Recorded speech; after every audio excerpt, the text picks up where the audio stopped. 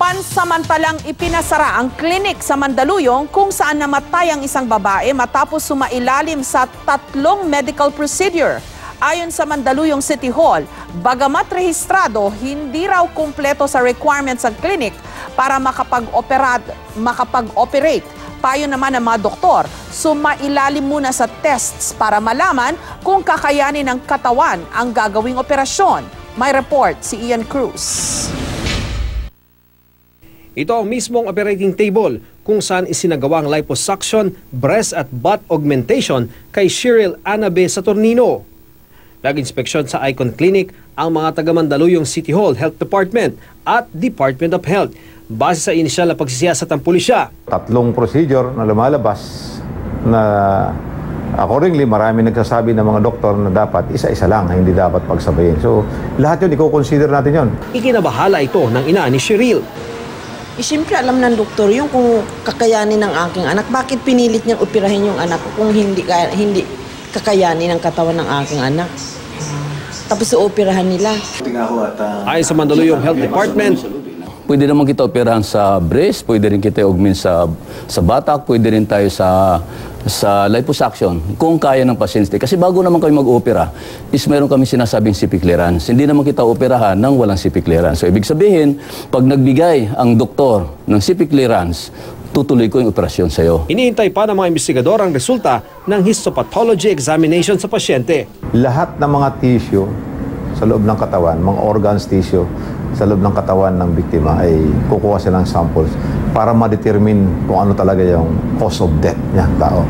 Mas masusi ito na pag-aaral. Maliban sa mismong operating table kung saan isinagawa ang medical procedure kay Cheryl, aalamin din daw ng mga otoridad kung naideklara ba ng Icon Medical Clinic ang iba pa nilang operating room. Iimbestigahan pa po kung po pwede talaga silang mag-operate po doon sa clinic po na yun. Baka po may paglabag po ng permit nila doon sa ginawa nilang mga procedure. Pinagpapaliwanag din ng binuong Special Investigation Task Group Cheryl ang 2 doktor na nagsagawa ng medical procedure, pati ang 3 staff, pati ang kamag-anak ni Cheryl na kasama niya sa medical clinic bago mamatay ang pasyente. Bahagi ang mga ito ng pagsisiyasat kung ano ang mga reklamong dapat isampa at kung sino-sino ang dapat ihabla. Humingi na 5 araw ang abogado ng mga doktor na nagsagawa ng medical procedure kay Cheryl para maisumite ang kanilang affidavit. Una nang sinabi ng abogado ng Icon Clinic na makikipagtulungan sila sa investigasyon. Maliban naman sa kontrobersyang ito, sinabi ng Mandaluyong City Hall na kulang ng requirements para makapag-operate ang Icon Plastic Surgery and Dermatology Clinic na classified bilang isang medical clinic.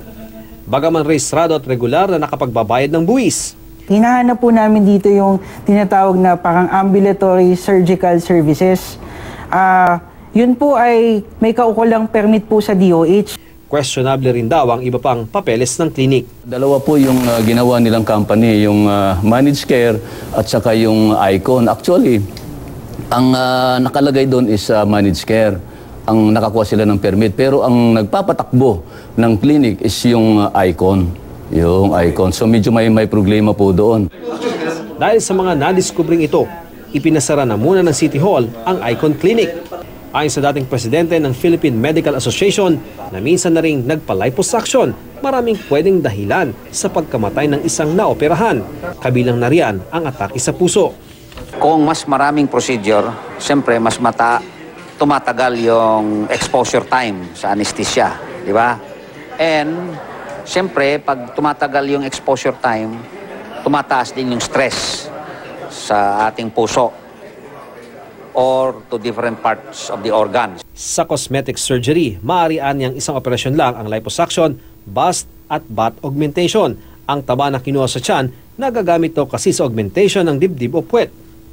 Pero sa lipo, maaari raw mabulabog ang fat cells na pwedeng maging sanhi ng fat embolism.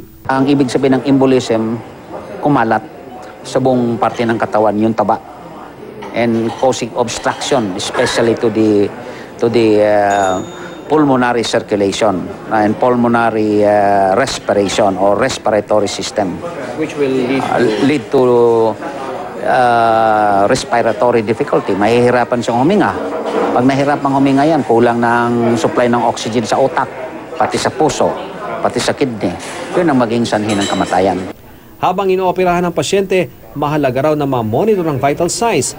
Payo ng mga doktor sumailalim muna sa iba't ibang mga test para alamin kung kakayanin ng inyong katawan ang gagawing operasyon. Alamin din ang credentials ng inyong doktor para malaman kung bihasa siya sa kanyang larangan at dapat alam nyo ang mga peligro ng gagawing operasyon.